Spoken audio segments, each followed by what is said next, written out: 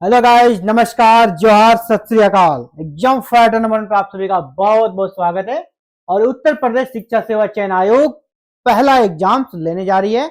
और जी हाँ, पहला एग्जाम क्या होने वाला है, मैंने आप सभी को पहले ही कहा था। जो कि यूपीएचएससी का असिस्टेंट प्रोफेसर वैकेंसी है, वही एग्जाम नया आयोग सबसे पहली बार लेगी। तो जी हाँ, वही होने वाला है। तो यूपीएचएससी से एडवर्टीजमेंट नंबर 51 के तहत जो एडवर्टीजमेंट निकली हुई थी असिस्टेंट प्रोफेसर की, उसका एग्जाम्स होने वाला है। एग्जाम्स ज्यादा चांसेस आपका 15 जनवरी के पहले एग्जाम्स आपका हो जाएगा।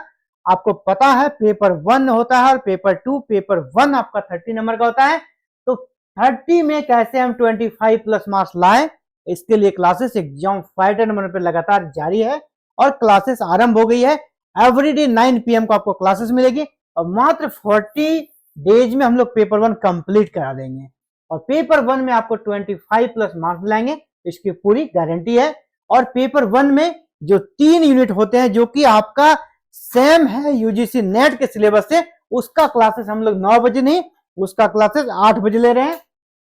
8 बजे यूजीसी नेट जेआरएफ की क्लासेस चल रही है 8 PM एवरीडे। आप वहां से जुड़कर जो 3 यूनिट है हमारा आईसीटी हो गया, दूसरा आपका ईबीएस हो गया इन्वायरमेंट, और तीसरा टीचिंग एप्टीट्यूड। तो वो 3 यूनिट जो है हमारा 8 बजे चल रहा है, जो कि UGC net JRF targeted batch है। उसी में आप उसके वीडियो को देख सकते हैं और यहाँ के 3 यूनिट को कंप्लीट कर सकते हैं। बाकी के यूनिट के लिए क्लासेस यहाँ पर 9 बजे मिल रही है आपको। अभी हम लोग हिस्ट्री की क्लासेस कर रहे हैं और हिस्ट्री बहुत ही जल्द खत्म करेंगे। और टारगेट और बिल्कुल सिलेबस ओरिएंटेड पढ़ाई हो रही है, क्योंकि हिस्ट्री में आपको पूरा हिस्ट्री नहीं पढ़ना है। जीएस में सिर्फ फ्रीडम स्ट्रगल को पढ़ना है। इंडियन फ्रीडम स्ट्रगल को हम लोग यहाँ पर देख रहे हैं, और देख रहे हैं कैसे MCQ with concept with detail discussion के साथ यूपीएचएससी जीएस पेपर आपके सामने रेडी है। तो हिस्ट्री का एक प्रैक्टिस सेट हम लोग सॉल्व करेंगे। और चलिए स्टार्ट करते हैं। और सिर्फ प्रैक्टिस सेट ही नहीं, बल्कि यहाँ पे डिटेल डिस्कशन भी कराया जाता है। तो चलिए, पहला प्रश्न आप सभी के लिए है। वर्ष 1765 में दीवानी प्राप्त किए जाने के बाद ब्रिटिश सबसे पहले किस जनजाति के संपर्क में आए थे, है ना। 1765 में दीवानी प्राप्त किए जाने के बाद ब्रिटिश सबसे पहले निम्नलिखित में से किस पर्वतीय जनजाति के संपर्क में आए थे। ब्रिटिश जो है ना, सबसे पहले किस पर्वतीय जनजाति के संपर्क में आए थे? गारो, खासी, कुकी या टिपरा। तो ब्रिटिश देखिए 1765 में दीवानी प्राप्त होने के बाद इसी के कुछ ही दिनों बाद अब आंग्ल बर्मा युद्ध हुआ। और बर्मा में जो है ना ब्रिटिश सैनिक चढ़ाई करती, इसके लिए उसे रोड चाहिए। तो रोड के निर्माण के लिए उसने पहाड़ियों को काटना शुरू किया। और आपको पता है जो खासी जनजाति है उसी इलाके में रहती है। तो वहां पर जब रोड बनने लगा तो इस जनजाति ने अंग्रेजों का विरोध किया, और इसी के बाद अंग्रेजों का पहला भिड़ंत हो गया किससे? खासी जनजाति से। तो ऑप्शन बी आपका सही आंसर होगा कि 1765 में दीवानी प्रदान किए जाने के बाद ब्रिटिश सबसे पहले किस पर्वतीय जनजाति के संपर्क में आए थे? तो खासी जनजाति के संपर्क में आए थे, है ना। और ये कहां की जनजाति है? नागालैंड की जनजाति है। चलिए आगे बढ़ते हैं। निम्नलिखित में से किसे स्वर्ग से उत्पन्न सेनानायक कहा गया है? ये सभी जो सेनानायक है ब्रिटिश सेनानायक है, और कुछ फ्रांसीसी भी सेनानायक है। इसमें से किस सेनानायक की उपाधि दी गई है कि यह स्वर्ग से उत्पन्न सेनानायक है? उसकी उपलब्धि को देखते हुए कहा गया है स्वर्ग से उत्पन्न सेनानायक है। अल्बुकर्क पुर्तगीज थे, रॉबर्ट क्लाइव अंग्रेज थे, फ्रांसिस डुप्ले फ्रेंच थे, लॉर्ड कॉर्नवालिस अंग्रेज थे। तो इस प्रकार की उपाधि एक कोई राइटर है, मुझे अभी नाम उसका याद नहीं आ रहा है, उन्होंने कहा है रॉबर्ट क्लाइव को लेकर। रॉबर्ट क्लाइव के बारे में जिस प्रकार उन्होंने प्लासी के युद्ध और बक्सर के युद्ध में अंग्रेजों को सफलता दिलाई, इसी से प्रभावित होकर उसने अपने बुक में इनको इस उपाधि से सम्मानित किया है और इस उपाधि से नवाजा है। चलिए अगले प्रश्न की ओर बढ़ते हैं। भारत में ब्रिटिश साम्राज्य का संस्थापक कौन था? भारत में ब्रिटिश साम्राज्य का संस्थापक किसे माना जाता है? और तो इसको जब आप आंसर करेंगे ना, आपके दिमाग में होना चाहिए तो भारत में ब्रिटिश सत्ता की स्थापना हुई तो किस कह सकते हैं युद्ध के बाद हुई। किस युद्ध के बाद लगा दिया ब्रिटिश साम्राज्य की यहाँ पे स्थापना हो जाएगी? वो कौन सा युद्ध था? आपको क्या लगेगा, प्लासी या बक्सर? तो दोनों ही युद्ध के समय सेनानायक कौन था? तो क्लाइव। तो जी हाँ, क्लाइव ही आंसर होगा। ब्रिटिश साम्राज्य का संस्थापक क्लाइव को मनाया था? लॉर्ड रॉबर्ट क्लाइव इसका पूरा नाम हो गया। चलिए आगे बढ़ते हैं। निम्नलिखित में से किसने अपनी राजधानी मुर्शिदाबाद से मुंगेर स्थानांतरित की? बंगाल की पहले राजधानी हुआ करती थी मुर्शिदाबाद। बंगाल की राजधानी पहले कहां हुआ करते थे? मुर्शिदाबाद। तो मुर्शिदाबाद से राजधानी को हटाकर मुंगेर किसने बनाया? अली वर्दी खान, सिराजुद्दौला, मीर जाफर या मीर कासिम? तो जी हाँ, ये बनाया था आपका मीर कासिम ने, है ना। अंग्रेजों के चंगुल से बचने के लिए इसने अपनी राजधानी को ही बदल दिया और राजधानी कहां बना दिया? मुर्शिदाबाद से मुंगेर में। चलिए आगे बढ़ते हैं। अगला प्रश्न, बक्सर की लड़ाई के समय बंगाल का नवाब कौन था? बक्सर की लड़ाई हुई थी किनके किनके बीच? याद है आप सभी को? 1764 में हुआ था। बक्सर की लड़ाई 1764 में हुआ था। किसके किसके बीच? अंग्रेज वर्सेस बंगाल का नवाब और मुगल शासक के बीच हुई थी। तो उस समय बंगाल का नवाब कौन था? बक्सर की लड़ाई 1764 में हुई थी। उस समय बंगाल का नवाब कौन था? तो बंगाल के नवाब उस समय कौन थे? सिराजुद्दौला, मीर जाफर, मीर कासिम या नजमुद्दौला? तो बंगाल के नवाब थे आपका मीर कासिम। इसीलिए तो इससे युद्ध हुआ। इसने उसके खिलाफ, अंग्रेजों के खिलाफ जाने का निर्णय लिया और मुगल बादशाह के साथ मिलकर अंग्रेजों को हराने का प्लान किया और अवध के नवाब को भी इसने शामिल कर लिया अपने युद्ध में। तो बंगाल के नवाब कौन थे? मीर कासिम। चलिए आगे बढ़ते हैं। Next question number 6, Wandiwash. पूरा क्वेश्चन नहीं आ रहा शायद, अब आपको पूरा क्वेश्चन दिख रहा है। वांडीवास, वांडीवास टाइपिंग में हो गया है, उसको डॉ पढ़ना है ना, वांडीवास। तो वांडीवास का युद्ध कब हुआ था? 1760 में। वांडीवास का युद्ध हुआ था 1760 में। तो उस समय ये युद्ध जो हुआ था किसके किसके बीच हुआ था? French versus British, British versus Dutch, या फिर ब्रिटिश वर्सेस फ्रेंच, या फिर डच। अच्छा, पूरा वर्सेस से नहीं चलेगा, पूरा ऑप्शन को देखना होगा।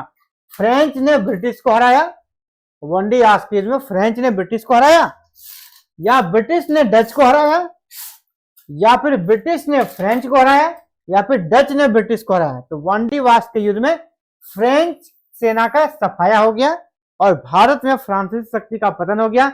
इसे ब्रिटिश ने हराया था। तो ऑप्शन सी सही होगा। वांडीवास का युद्ध 1760 में हुआ था, जिसमें ब्रिटिश सेना ने फ्रेंच सेना को हराया और भारत में ब्रिटिश ईस्ट इंडिया कंपनी की स्थापना हो गई।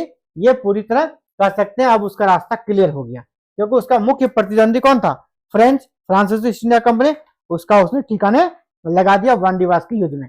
और यह कह सकता अंतिम पराजय थी फ्रेंच ईस्ट इंडिया कंपनी का। इसके बाद फिर वो उस ताकत पे रहे नहीं, उसका वो मुकाम रहा नहीं कि फिर वो अंग्रेजों को टक्कर दे सके। अगला है, टीपू सुल्तान अंग्रेजों के साथ युद्ध में कब मारे गए? टीपू सुल्तान 1857, 1793, 1799 या 1769 में। टीपू सुल्तान अंग्रेजों से युद्ध करते हुए वीरगति को प्राप्त हुए थे और ये चौथा आंग्ल मैसूर युद्ध था, जो कि 1799 में हुआ था। यानी टीपू सुल्तान 1799 में फोर्थ आंग्ल मैसूर वार में, कौन सा? फोर्थ आंग्ल मैसूर वार में मारे गए और युद्ध करते हुए शहीद हो गए, है ना। युद्ध करते हुए वो शहीद हो गए थे फोर्थ आंग्ल मैसूर वार में, जो कि 1799 में हुआ था। चलिए आगे बढ़ते हैं। अगला प्रश्न आप सभी के लिए, 1802 की बसीन की संधि पर हस्ताक्षर किसके मध्य हुए थे? 1802 में एक संधि हुई थी मराठों और अंग्रेजों के बीच। मराठों और अंग्रेजों के बीच एक संधि हुई, जिसको एक प्रकार से कह सकते हैं कि मराठों ने सहायक संधि को स्वीकार कर लिया। मराठों ने सहायक संधि को स्वीकार कर लिया बसीन की संधि के माध्यम से। 1802 में हुई थी। तो यह संधि किनके किनके बीच हुई थी? अंग्रेज तथा बाजीराव प्रथम? जी नहीं, अंग्रेज तथा बाजीराव द्वितीय। अंग्रेज तथा बाजीराव द्वितीय, बाद बाकी फ्रेंच है और फिर डच है, ये तो होगा ही नहीं। तो ऑप्शन आपका बी हो गया, अंग्रेज वर्सेस बाजीराव द्वितीय के बीच बसीन की संधि 1802 में संपन्न हुई थी। चलिए क्वेश्चन नंबर 9 की ओर बढ़ते हैं। निम्नलिखित में से किस पर ब्रिटिश संसद में महाभियोग का मुकदमा चलाया गया? निम्नलिखित में से किस पर ब्रिटिश संसद में, जिस प्रकार यहाँ पर उसने अपने कार्य किए, उनका शिकायत ब्रिटेन गया और कहा गया कि उसने काफी करप्शन किया है इंडिया में, इसीलिए वहां पर उसको महाभियोग, ब्रिटेन की संसद में उस पर महाभियोग चलाया। तो वो कौन से गवर्नर जनरल थे sir John Shore, lord Clive, Warren Hastings या जनरल डायर। तो जिस पर महाभियोग चलाया गया था वो आपके वारन हेस्टिंग्स थे। सी नंबर आंसर होगा, वारन हेस्टिंग्स पर महाभियोग चलाया गया था। क्वेश्चन नंबर 10, अब क्वेश्चन नंबर 10 आ रहा है, देख लीजिए। निम्न में से सहायक संधि को स्वीकार नहीं किया था, किसने सहायक संधि को स्वीकार नहीं किया था, ये आपको यहां पर चूज करना है। किसने सहायक संधि को स्वीकार नहीं किया था, देख लीजिए। निम्न में से सहायक संधि को स्वीकार नहीं किया था किसने, हैदराबाद के निजाम ने, इंदौर के होलकर राज ने, जोधपुर के राजपूत राज ने या मैसूर के शासकों ने। इसमें कौन सा ऑप्शन सही है, तो मैसूर के शासकों ने। जैसा मैंने अभी पहले ही प्रश्न आपसे कहा था, एक प्रश्न मिला था कि टीपू सुल्तान की मृत्यु हो गई थी 4th आंग्ल मैसूर वॉर में। अगर ये सहायक संधि स्वीकार कर लेते तो क्या युद्ध भूमि में से शहीद होना पड़ता, नहीं। इसने सहायक संधि स्वीकार नहीं किया, बल्कि वीरता से लड़ते हुए शहीद होना पसंद किया। और मैसूर ने कभी भी सहायक संधि को स्वीकार नहीं किया, जीते जी, विशेषकर टीपू सुल्तान के शासनकाल में। हालांकि बाद में उस पर थोप दिया गया, बाद में, वो अलग बात है, लेकिन मैसूर ने सहायक संधि को कभी स्वीकार नहीं किया, जो भी वहां के शासक थे। सहायक संधि तब स्वीकार हुई बाद में चलकर, जबकि वो पूरी तरह वो राज ब्रिटिश नियंत्रण में आ गया। और विशेषकर लॉर्ड विलियम बेंटिंग के काल में इन पर सहायक संधि का वो फोर्सफुली, जो पहले लॉर्ड वेलेस्ली के काल में हुआ करता सहायक संधि, बस वो नाम मात्र का था, उस प्रकार का आप कोई कह सकते हैं फोर्सफुली यहाँ पर कुछ किया भी नहीं जा रहा था।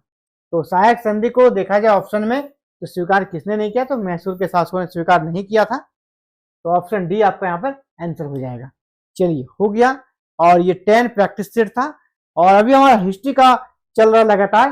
हिस्ट्री के बाद फिर हम लोग पॉलिटी को करेंगे, फिर ज्योग्राफी को करेंगे, फिर इकोनॉमी को करेंगे। ये 4 जो आपका अदर पढ़ना पड़ता है उसको हम लोग 9 बजे कर रहे हैं।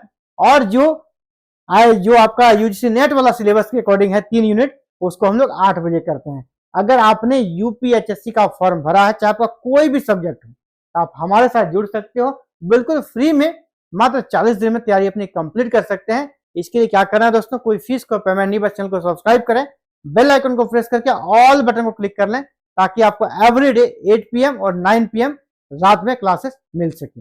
इस वीडियो में इतना ही, मिलते हैं जल्द ही एक नई क्लासेस में कल। थैंक यू, जय हिंद, जय भारत।